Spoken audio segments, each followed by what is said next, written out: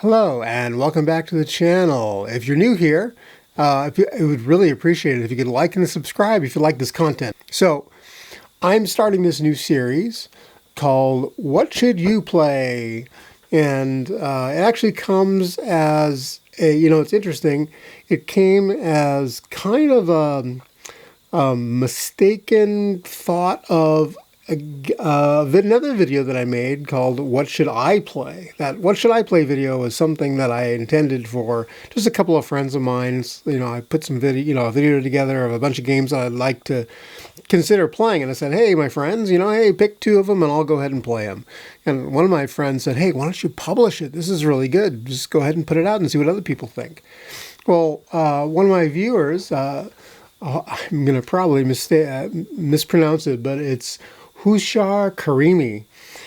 He made a comment and he said, hey, you know what? I thought it meant what should I play, meaning I, the YouTube viewer, And, I was thinking, I go, that's really an interesting idea. So I'm going to give it a spin and hopefully we'll see how long this series goes. But the idea of this series is this is a collection of games that I've purchased myself.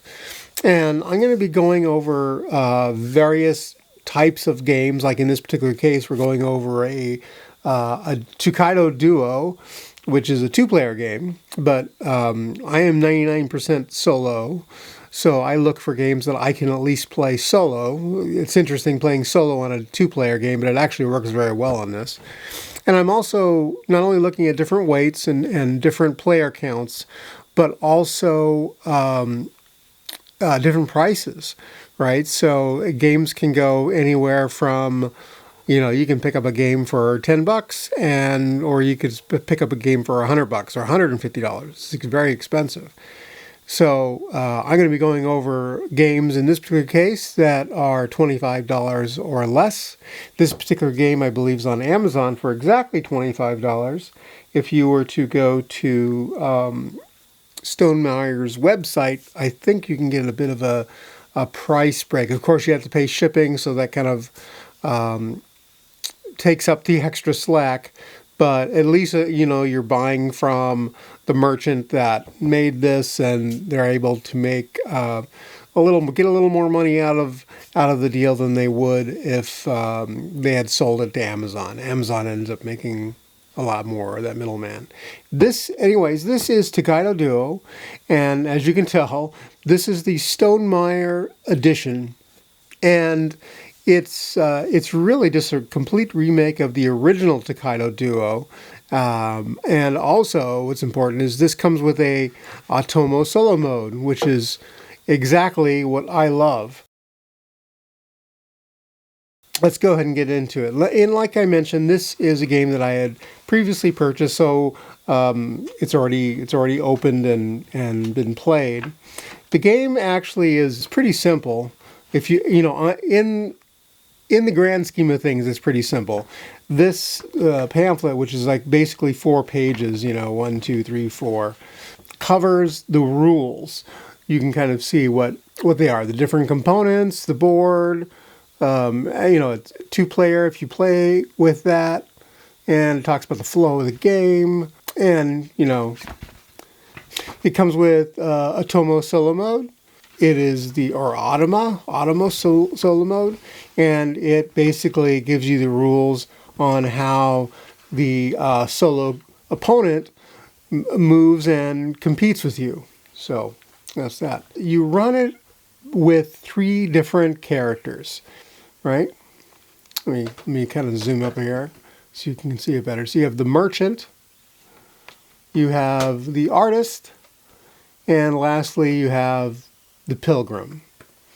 And they all have different capabilities and they different way of scoring, and it's pretty interesting. So let me move this out of the way here, and let me bring out the board. That way you can see the board. Oh yeah, these are the components which I'll go over very shortly. So here's the actual game board, which we'll be discussing really quick. And there are several distinct areas. You have the outer track, which is run by the pilgrim. Oh, and fun fact, this is actually a game made after a real island in Japan. And there's an event, I shouldn't say event, there's a pilgrimage that occurs. I don't know if it's every year, but it occurs. It occurs, and there are these 88 temples around the entire island. It's a 750-mile trek. People take like 6 weeks to do it, to go visit all these 88 temples. And this was a game kind of inspired based upon those that event, which is I find completely fascinating. So, all right, so this is the game board, which we'll be going over in a second. Here are the components. You have a bag that comes with the game, and in the bag are a bunch of these tokens, which represent, these are wares for the merchant, the wares that he gets and he can sell, she can sell. It comes with 3 wooden dice, and each die represents one of the character types, right? So you have a merchant, you have a painter, and the pilgrim. So all those dice. And I'll show you exactly what these dice mean and how they're used. It comes with tokens like for money, and also tokens that are used by, I think this is used by also the merchant. Merchant kind of makes out with a lot of stuff. There are 2 different set of player tokens, purple and green. That's all you get, too bad. Purple and green. And you have these player boards, 2 for each, or 3 for each player. And they represent also the 3 characters. You have the merchant, and we'll go over what these mean in a second. You know, the artist, she has like a track of which she's going to have paintings, and then you have the pilgrim with these areas which we're going to put a peg in, which count up the temples and forest green areas. I forget what they're called. We'll look at it also in a second, that he visits. And the way the game works is the first person, the first player, whether it's the Otoma or you, first player to get everything. So if I'm the artist and I go through and I sell all my paintings and I sell this very last one, the game is over. That's how it ends. You know, and that occurs for any of the characters. So if the pilgrim is first or the merchant is first, it doesn't really matter. The first one to make it to that point wins the game. All right, so, and we can kind of go over some details of the components and then the gameplay. So the character components, let's see. You have these wooden tokens. You have the meeple that represents the artist right here. That's a paintbrush that he's holding or she's holding. This is the pilgrim with his little hat. And this is the merchant. Turn around. But that is a backpack full of wares. That's the idea. The merchant. And these little pegs, they're used just for the pilgrim. And I showed you earlier with the little punch board thing that the pilgrim has. It goes in there just to kind of keep track. So let's look at how these are put together. And I'll go over an example how each character works. And this kind of gives you an idea. As you go through it, you can figure out if this is something that you're interested in and it's a type of game that you'd like to play. In fact, you can buy the Otoma mode separate if you already own the previous version of this game. So, interesting. Yeah, very interesting. All right, so let's go over the different characters. So, what's nice is, I showed you the rule booklet, but these are also player aids that go over each of the characters and how they move and how they score. I'm not going to go over everything in detail. It's going to go over really high level, just so you can get a feel for how the character works and how they actually score. So let's start off with, the pilgrim. So the pilgrim, which let's move this down here, and we'll put that there. The pilgrim, as we pointed out, starts off at these temples and moves along these areas, these other spaces, and visits these different types of buildings. So you have the original here, which was a temple. That's where he started. This is a coastal town. They're really kind of all coastal towns. I don't know why this is different, but that's a coastal town. Then you have this is a seashore type. It's not a town, but it's more like the seashore. It's like a beach. And then you have, let's see here, you have gardens. That's the green. It represents a garden. And lastly, you have hot springs. And each one has a certain importance to the pilgrim. So, for example, on the temple, if you land on a temple, not the first one obviously, when you land on a temple, first of all, you start off here, 1 and 1. When you land on a temple, let's just say I make it all the way to here, and I land on this temple here. I'm just gonna put it up because it's easier to it'll stand. I get to move my little token here 1 peg. All right, so all I have to do is visit 9 temples, and I win. That's how that works. So if I land on a garden, I get to move this forward 1. Now it sounds really simple. It's like, oh well, how difficult is that to do? That's the next step, and that's how you get these characters to move. So you as I pointed out, you have these 3 die, right? And each die represents a certain character. So this represents the pilgrim. It's got the hat, so it represents the pilgrim. And the 2 players take turns on drawing a die. So if I roll these die, this is not very good, but it's a roll. So we have a 1, 1, and 1 for the pilgrim, the artist, and the merchant. So now I'm the first player when I start off, and let's just choose the pilgrim. Let's see, we're starting right here. We choose the pilgrim, and let's just set these 2 die over here for now.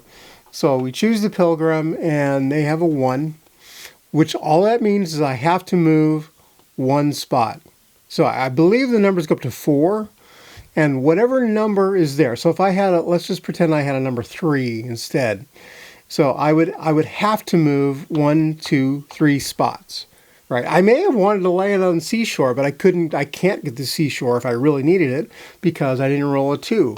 I rolled a 3. So this lands me on another temple, which isn't necessarily a bad thing because now I get to go to number 2 there. And so these areas have different properties, right? They do different things. So if I go here, it's a pottery, and those little round things are money. There's 4 round coins there. So this pottery thing is worth 4 coins. And there's going to be one of these values or one of these tokens for all of the gold little bags. And that's for the merchant. But if you are the pilgrim, you do gain a number of coins. You can actually contribute to your merchant to help them achieve their goal, which is pretty nice. If I landed on a green garden, I get to advance my peg 1 slot here, right? Again, if I get to 6, triggers the end of the game. Hot springs, which is this kind of, looks like got a pina colada there. Hot springs, it's interesting because there's a token that represents the hot springs. You can't use it on this turn, but on the next turn, it gives you an ability where you can actually move again a second time. So this time you're stuck there, you get a token. Next time you can move a second time. Lastly, let's see, I think lastly is the coastal town, but there are little tokens that go here, and they represent a bonus that you have. You can move them additional spaces. You know, it gives you a little bonus, but you have to land. Again, you have to land on these things. You have to roll. You have to roll. You can't go less. If I have a 3, I must go 3. I can't stop at 2 or 1 to get the spot that I want. I have to go 3. Okay, so this is the merchant, or I'm sorry, the pilgrim, and that's how the pilgrim basically works, how it scores, and so your character is going to be going around. Now, since I'm the first player, I choose the first die, and that was the pilgrim. The second player gets to choose one of these dies, and let's just say they choose the merchant. So the merchant is they're gonna move their merchant and do that. Then I get the last die, so I get 2 dice as the first player, and so now I can move the painter. And so what does the painter do? So the painter, there are these areas. So we looked at the temples that go around here. The painter are all these different areas right here, right in between these gold boxes.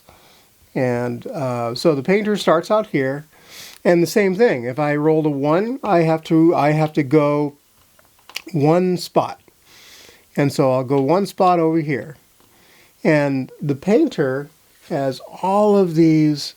So the artist starts off with a bunch of these paintings, and it goes all the way down to the bottom.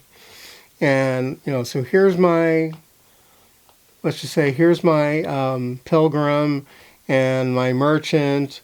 Let's just say my merchant is over here, right? Or better yet, over there, right? So the way that the painter works is the painter gets to reveal the number of paintings of characters that are adjacent to it. It sounds kind of crazy, but since these 2 characters are adjacent to this painter, I can reveal 2 paintings. If this guy's like over here, that doesn't count. So it has to be completely adjacent. Basically, that's how the painter works. So let's just say we have our pilgrim there, and we reveal a painting. So this is what let me get it right way. This is what the painter painted. It's like a little garden. It's it's like bamboo. That's what the painter painted. And so when they moved 1 spot, this is actually a moon. Well, the painting here is not a moon. So she painted a painting, and that's it. Now, let's just say, for example, she had moved here instead, and this is exactly the same thing as the painting. If I came here, I can now take this painting, and it has to be from the left to right, and then left to right. It kind of goes around this way. I have to always use these top left. So if this painting happens to be over there, it doesn't count. This it doesn't count there, right? This painting has to be the leftmost painting in the list of paintings. So I landed here as the artist. When I finally land on that, and this is the painting that I landed on, I can gift it. And what that all that really means is I take it away and I reveal an empty spot. So this is worth 2 points now. And again, if she's going to paint all these different things, right? So here's I think it's a waterfall, and these are mountains. And so if I, to follow the rules, if I landed on the mountain, it doesn't matter because it's not the leftmost painting. Leftmost painting is the waterfall. So I would have had to land on this waterfall in order for me to remove this painting out. And then I would have 4. And again, the artist also has the ability to get a tile here that gives them additional bonuses. These represent these tiles, which I have to get out there. They're here. They represent a merchant, a painter, or a pilgrim. There's one for each character class. And so if I land on a coastal area, I can pick the painter, pilgrim, or merchant, depending on what character landed on the coastal area. They get this bonus. Gives them a little more flexibility. So this is how the painter works. So only in between in these gold areas. All right, so that's the painter. Well, this is where she starts. This is where the pilgrim starts. So the merchant starts here.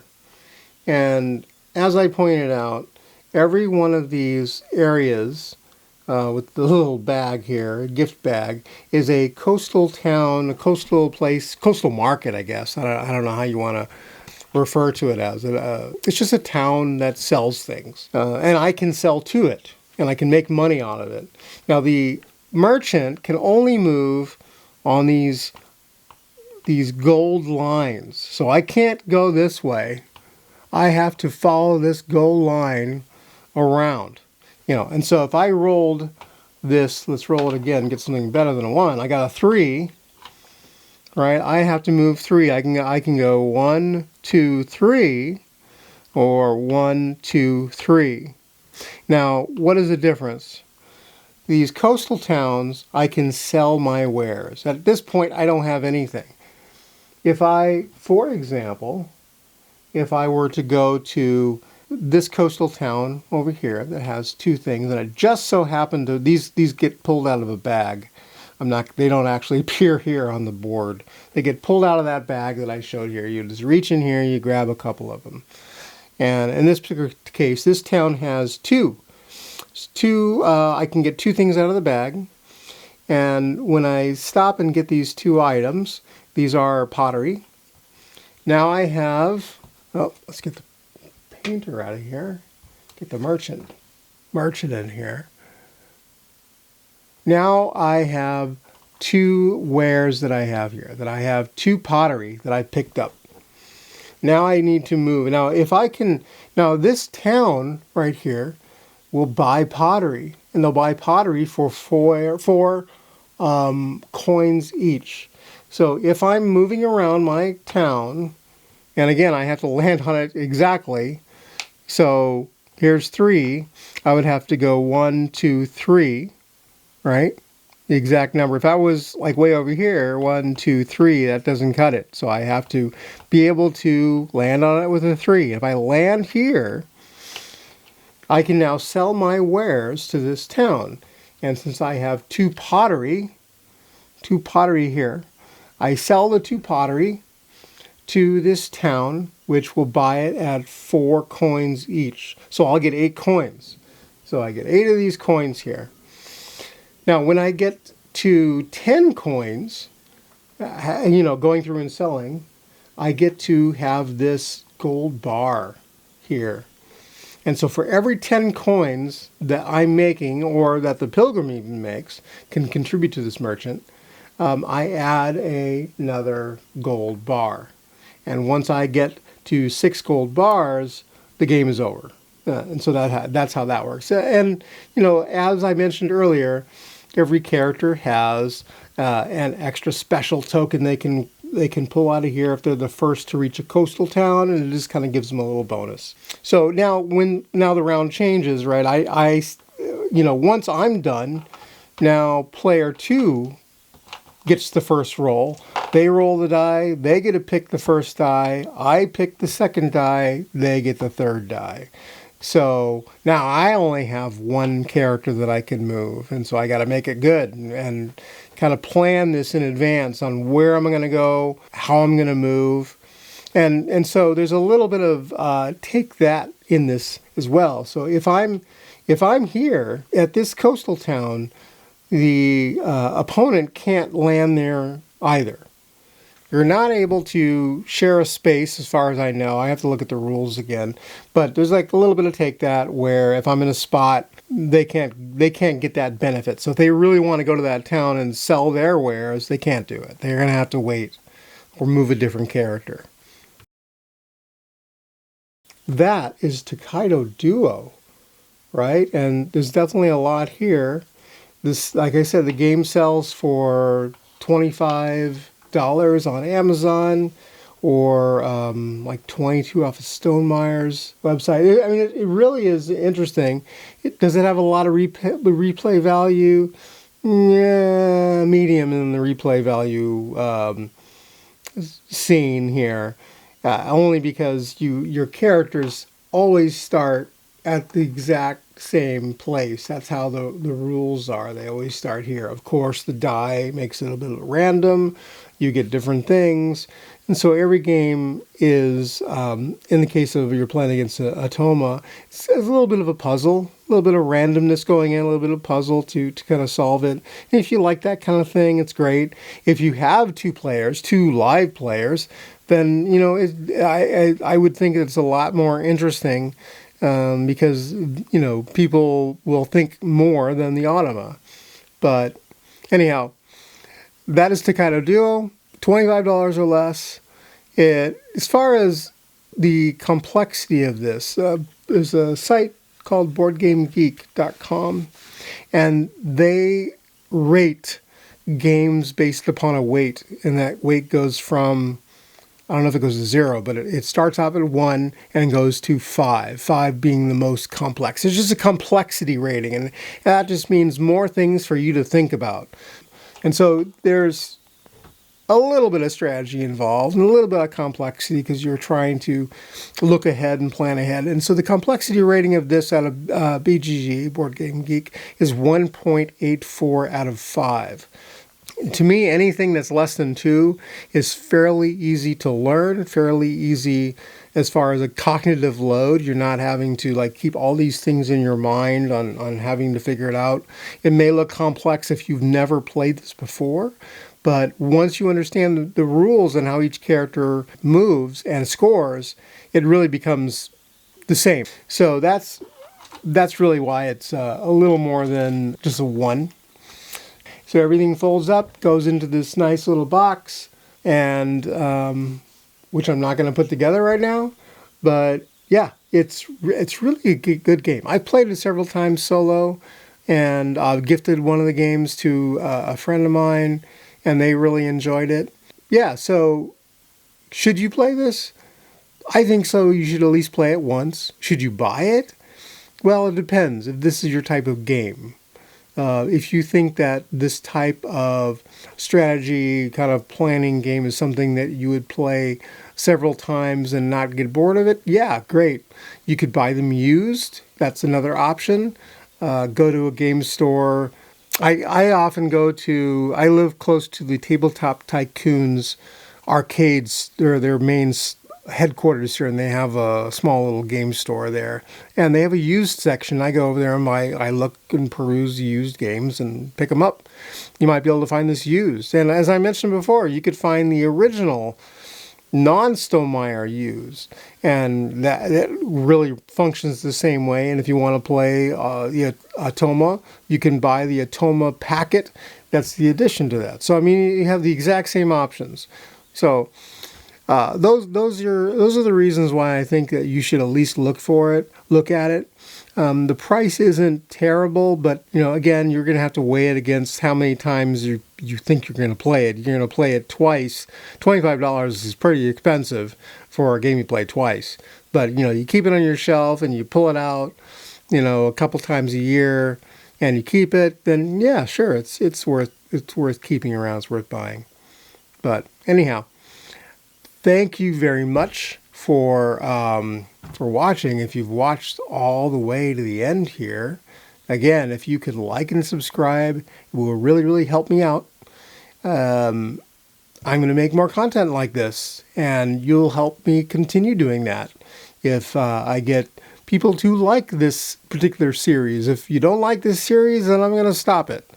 But I think it has some value, so keep an eye out for more videos and different type of games to come across here. Different weights, different player counts. So, all right. Thank you very much. I hope wherever you are, you have a great day, great evening, great morning, and goodbye.